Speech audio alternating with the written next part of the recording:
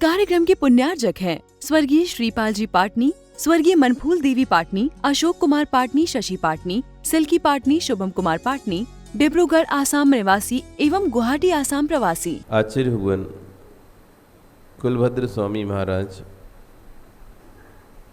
ग्रंथराज सार समुच्चय में आत्मा की शुद्ध दशा की विवेचना करते हैं। लोचन शुद्ध है तो वस्तु पवित्र दिखाई देगी। लोचन समझते हैं?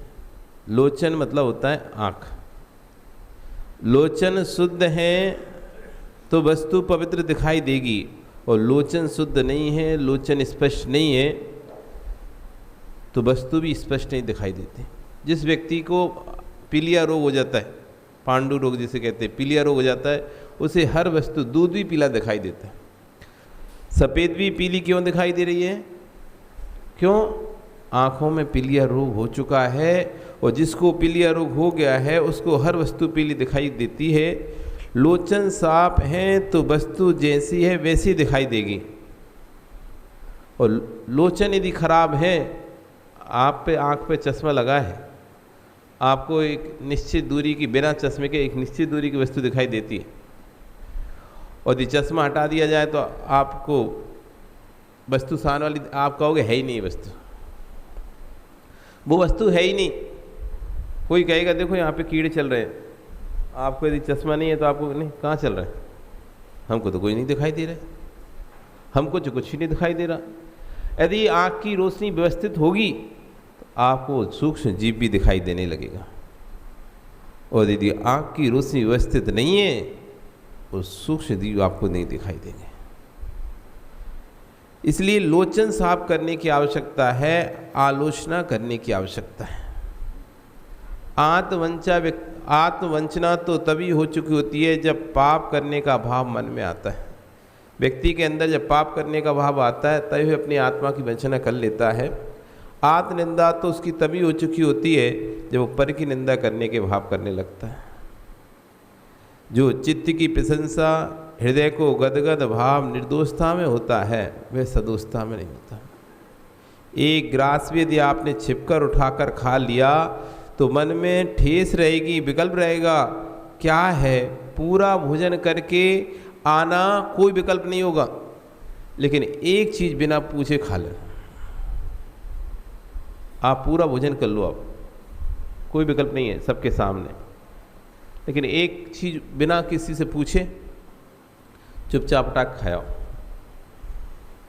आपके अंदर एक विकल्प बनेगा, आज तुमने ये बिना उठाया बोले ये वस्तु खा ली, ये वस्तु को खा लिया, कोई को पता ना चल जाए।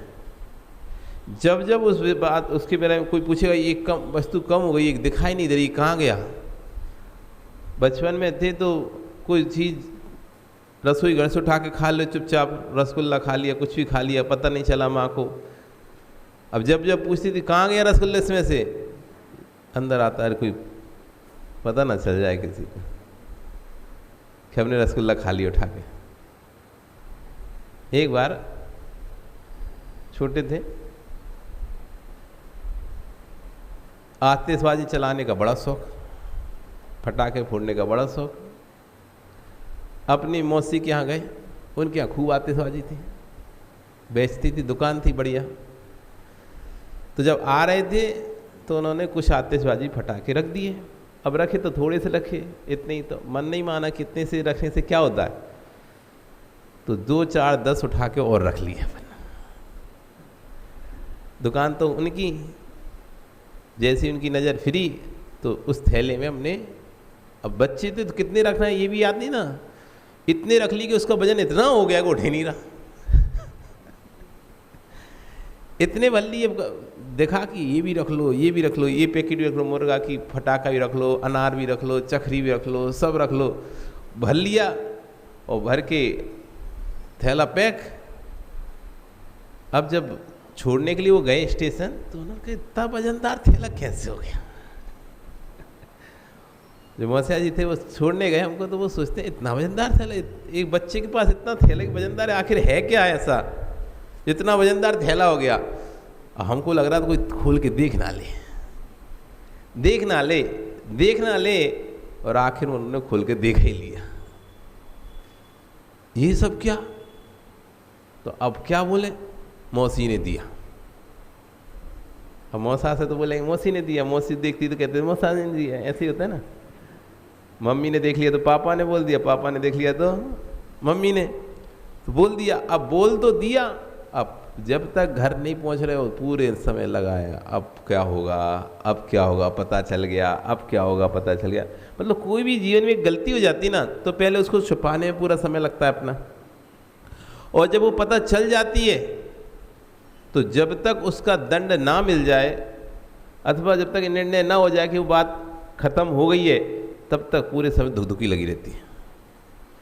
घर तक नहीं घर पहुँचे तब तक लग रहा क्या होगा क्या होगा, फिर घर में जाके जब पता चला तो पिटाई हुई तो अब शांत है। मतलब कोई भी चीज़ भी हम छुपाते हैं, दुकाते हैं, तो एक अंदर पीड़ा, एक कष्ट बना रहता है कि कैसे होगा कैसे होगा। तो आज आचार्य में कह रहे छिपकर एक ग्रास खाने वाले में विकल्प रहेगा। जीवन की उन अवस्थाओं का चिंतन करो। संयमी जीवन बनाने से पहले का जो जीवन था उस पर चिंतन करो। आज आप क्या हो, आज आप सबके सामने सम्माननीय हो, लोग आपको कह रहे हैं अरे ये तो बहुत अच्छा व्यक्ति है, क्योंकि अब आप कोई भी ऐसा काम नहीं करते जिससे आपका अपमान हो या आपका लोगों में सम्मान खत्म हो, या लोग आपको चोर कहें या बेईमान कहें, ऐसा कोई काम अभी आप नहीं कर रहे। लेकिन कह रहे हैं कि इस जीवन के पहले का जो जीवन था आपका, ये जीवन तो बाद में आपको जब बुद्धि समझ में आया, आप 4 लोगों के बीच में रहना शुरू करे, तब आपको रखा भी अपन को ऐसे रहना पड़ता है। अब अपना बदल गया, अपनी पहचान, अपना स्टैंडर्ड दूसरा हो गया, अपन को अब बड़े लोगों के बीच में रहना पड़ता है। ये अब कहते हैं ना चुटकुली वाली बात है जी, ये काम नहीं करना, ये छोटे छोटे काम अपने काम के नहीं रहे। वही व्यक्ति लड़कियों को छेड़ता है जब कॉलेज में होता है, और जब वही व्यक्ति कलेक्टर आदि बन जाता है, बड़े पद पे पहुंच जाता है, क्या फिर भी छेड़ता है क्या? जो कॉलेज में आप मस्ती करते थे, जो कॉलेज में गुंडागिर्दी करते थे या एक दूसरे से हंसी मजाक करते, लेकिन जब भैया आप ऑफिसर बन जाते हैं, व्यापारी बन गए बड़े, तो सब छूटता ही नहीं छूट जाता। आचार्य कह रहे हैं याद करो उन समय को जब तुम संयमी जीवन बनाने के पहले जीवन था, उसका चिंतन करो। दर्शन गुण किसमें है? आत्मा में है। इसलिए आलोचन इसलिए करना कि निज लोचन शुद्ध हो जाए, करो निज को आलोचन। बुद्धि की प्रशस्ता आने से पूर्व क्या क्या कर चुके हो? बुद्धि में आपकी प्रशस्ता आने से पहले आपने क्या क्या कर दिया है? जब तक आपकी ज्ञान नहीं था, विवेक नहीं था, सोच नहीं थी, तब तक आप क्या क्या कर चुके हो? जब घर में पैसा नहीं था, गरीबी के दिनों में आपने कैसे कैसे काम किए? आज तो बड़े पैसे वाले हो गए, सो आज आप एक झाड़ू भी नहीं उठा सकते, आप एक सफाई भी नहीं कर सकते। लेकिन याद करो वो दिन जब दूसरों के दुकानों पे नौकरी भी की है,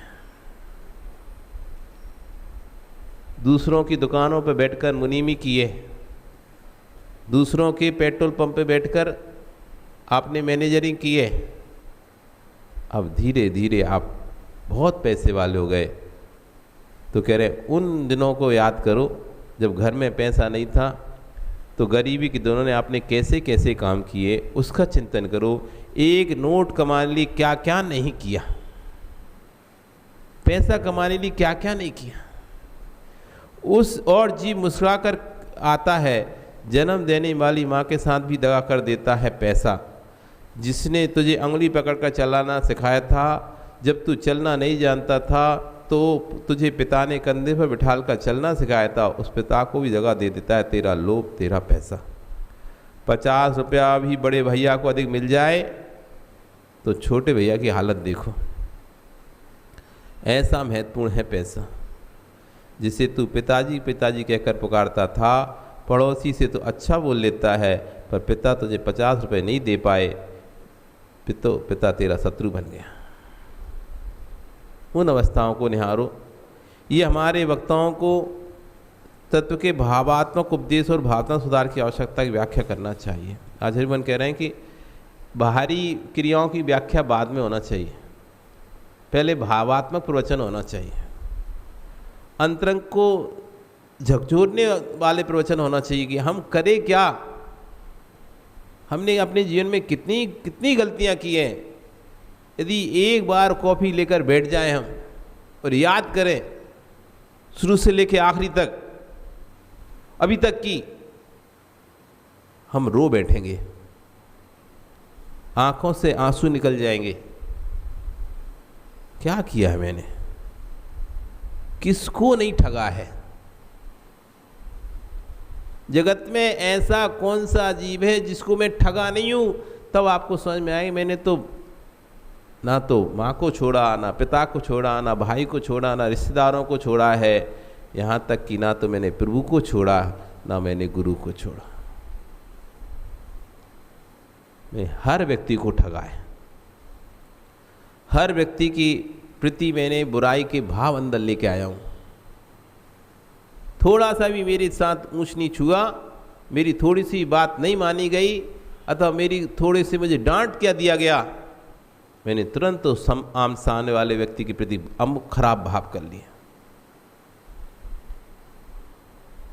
जैसे ही मेरी इच्छाएं पूर्ति नहीं हुई, चाहे वो मेरा पिता क्यों ना हो, पिता ही डांटते रहते। अब देखो तब बड़े भैया को कभी नहीं डांटते, बहुत भेदभाव करते हमारे साथ। हम उस पिता के बारे में सोच रहे हैं जो पिता ने बढ़ाया, पढ़ाया, पोषा, बड़ा किया, जिसके सम्मान करते थे, उसके बारे में बुरा सोच रहे हैं कि बड़े भैया को चाहते हुए तो कुछ नहीं है, फालतू में हमको तो इतना हो गया, देख लिया हमने इतने दिनों से, कुछ नहीं है, उसके बारे में बुरा सोच लेते हैं। यहाँ तक कि गुरु के बारे में भी, जिनसे दीक्षा लिए, जिनसे शिक्षा प्राप्त किए, दूसरे शिष्य, अरे वे तो ऐसे ही हैं, हम देख रहे हैं, इतने दिन से उनके साथ रह रहे हैं, इतने सालों से उनके साथ रह रहे हैं, कुछ नहीं है, मायाचारी करते हैं, वो भी ऐसा करते हैं, वो भी वैसा करते हैं। क्यों ये सब क्यों बातें आ रही हैं? मेरी इच्छाओं की पूर्ति उनसे नहीं हो पा रही है। जो मैं चाह रहा था उन्होंने वैसा नहीं किया, जो मुझे चाहिए था उन्होंने मुझे नहीं दिया, दूसरे को दे दिया। बस अब हमारे अंदर उनके प्रति भी विद्वेष आ जाता है, और फिर दोबारा से उन्होंने तुम्हारी इच्छा की पूर्ति कर दी, फिर राग आ गया, फिर उनकी बड़ाइयाँ करने शुरू कर दी। इनसे अच्छा तो कोई है ही नहीं है, यही बहुत अच्छे हैं, बहुत बढ़िया है, बहुत सुंदर है। उन चीज़ों को माँ से माँ कहने में हिचक लगती है बच्चों को। बोलो कि एक बार लड़ चुका था तो अब मैं माँ कैसे बोलूँ, माँ से भी माँ नहीं कह पा रहा है और पिता से पिता नहीं कह रहा है। कहीं तत्व उपदेश सुनकर कसाय रुझ पड़े तो अब उसे शर्म आती है कि मैं कैसे बोलूँ फिर से। हाँ, ऐसा ही होता है। कसाय की मंदता में भाव भी करे कि अब मुझे बोल लेना चाहिए। पिता से कभी झगड़ा हो जाए, पिता से बोलना मत छोड़ना, नहीं तो पिता की अंतिम श्वास आएगी तब भी नवकार सुनाने में हिचक आएगी। क्या कह रहे हैं, घर किसी व्यक्ति से यदि आपका लड़ाई झगड़ा हो जाता है, यदि आप उससे बोलना छोड़ देते हो ना, और फिर भी यदि बाद में ऐसा आता नहीं अब तो बोल लेना, लेकिन फिर एक हिचक होती है, कैसे बोले, इतने सालों से तो बोले ही नहीं, इतने दिनों से तुम बोले ही नहीं, अब कैसे बोलें, क्या ही कहेगा। वो कहेगा वाह जब हम मर रहे हैं तब बोलने आए, तो तब से नहीं आए। आदमी सोचता रहने दो, इतने दिन नहीं बोले तो और नहीं सही, क्या ही है। बड़ी हिचक होती है, इसलिए बोलना कहीं मत छोड़ो। एक दिन हमने लिखा था, लड़ लो झगड़ लो, कितना भी कुछ भी कर लो, लेकिन बोलना मत छोड़ो। बोलते रहोगे तो सुलह होने के चांस पूरे पूरे बने रहेंगे और हिचक नहीं होगी कभी भी। और यदि बोलना बंद कर दोगे ना तो सुलह के चांस पूरी तरह से ख़त्म हो जाएंगे, और फिर जब बाद में बोलने की बात आएगी ना तो बड़ी हिचक होगी आपको बोलने की। कैसे बोलूं, कैसे मैं जाऊं, कैसे मैं कहूं। यदि बोलते रहो। यहाँ कोई श्रावक भी ऐसा बैठा हो, यदि विकल्प आ जाए, संसारी हो, गृहस्थ हो, आ भी जाए विकल्प, तो भी सोने से पहले अपने पिता के पैर छू लेना। पुद्गल के टुकड़ों के पीछे भगवान आत्मा से देश नहीं करना। समय सार ये लगाना चाहिए कि पिता का जीव भी, भाई का जीव भी तो भगवान आत्मा है, नहीं तो तू भगवान आत्मा है कि नहीं है। और जब दोनों भगवान आत्मा है तो कसाय क्रोधित भगवान से भगवान का विद्वेष कैसा। जब हम मैत्री भाव जगत में मेरा सब जीवों से, जब मेरी भावना रोज पढ़ते ही हैं और रोज बोलते ही हैं, लेकिन भाई के प्रति हमारे भाव कभी ऐसे नहीं आते। यदि लड़ाई हो गई है, झगड़ा हो गया है, भाई में हो गया है, देरानी जेठानी में झगड़ा हो गया है, सास बहू में झगड़ा हो चुका है ना, फिर मेरी भावना तो पड़ेगा और मेरी भावनाओं में हर बार ये भी पड़ेगा, मैत्री भाव जगत में मेरा सब जीवों से नित रहे। लेकिन उस पढ़ते पढ़ते सामने वो व्यक्ति दिख जाएगा, उसको देखकर उसका मुंह फिर जाएगा। बगल में खड़ा होगा, यदि पढ़ भी रहा होगा तो दूर जाके बैठ जाएगा सड़क के, वो व्यक्ति सामने आके खड़े हो जाएगा। तो आचार्य कह रहे बाहर की धर्म नहीं, अंदर से धर्म करना सीखो कि तुम भगवान आत्मा हो कि नहीं और दूसरा भगवान आत्मा है कि नहीं। आज जो शत्रु दिखाई दे रहा है, कल वो भगवान बनेगा कि नहीं। यदि भव्य है तो नियम से, जो भव्य है वो नियम से भगवान बनेंगे। 3 प्रकार के जीव हैं इस संसार में। एक अभव्य जीव जो कभी भगवान नहीं बनेंगे, एक दूरांदूर भव्य जीव वे भी कभी भगवान नहीं बनेंगे, और एक भव्य जीव जिनका नियत है कभी ना कभी तो भगवान जरूर बनेंगे। ऐसा नहीं कि एक बार बनेंगे फिर वापस नीचे जाएंगे फिर दोबारा, नहीं, बन गए तो फिर बन गए भगवान। मतलब नियम है भव्य जीव को भगवान बनना ही बनना है। आज नहीं तो कल, कल नहीं तो परसों, 1000 साल, 10,000, लाख, असंख्यात अनंत भव बाद, लेकिन बनेगा भगवान, बनेगा। यदि आप भव्य हैं तो नियम से आप भगवान होंगे। एक भगवान का दूसरे भगवान से विद्वेष कैसा। यही तो लोचन शुद्ध करना है। कुंद देव स्वामी ने समय सार का स्मरण करने के लिखने के पूर्व प्रवचन सार, नियम सार, पंचास्तिका जैसे आलोक ग्रंथ लिखे। वार्षण, व्याख्या, अष्टवार, 84 पहाड़ ग्रंथ कुंद स्वामी लिखे, जिससे महायुग ने 60 खंडागम की ग्रंथ की विशाल टीका लिखी हो। वे 4 रंगों के ज्ञाता कुंद स्वामी। धवला टीका बहुत बात की है। 58 ग्रंथ की धवला टीका 9वीं शताब्दी लिखी। इससे पूर्व कुंद स्वामी ने 60 खंडान पर टीका लिख चुके थे। इस कार्यक्रम के पुण्यार्चक थे स्वर्गीय श्रीपाल जी पाटनी, स्वर्गीय मनफूल देवी पाटनी, अशोक कुमार पाटनी, शशि पाटनी, सिल्की पाटनी, शुभम कुमार पाटनी, डिब्रूगढ़ आसाम निवासी एवं गुवाहाटी आसाम प्रवासी।